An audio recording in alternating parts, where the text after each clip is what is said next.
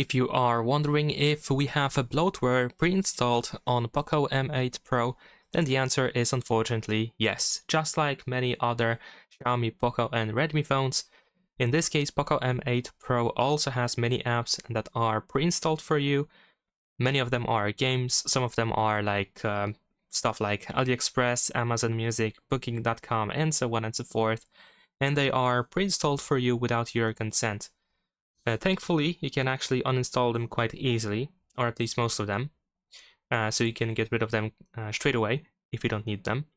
And another thing is that, of course, many Xiaomi apps that are pre-installed as well, that you cannot really uninstall them, contain ads. So not only we have bloatware, but some of these apps also have ads, so it's just annoying to use, and I can recommend you actually avoiding these apps. And that is pretty much it. Subscribe to my channel.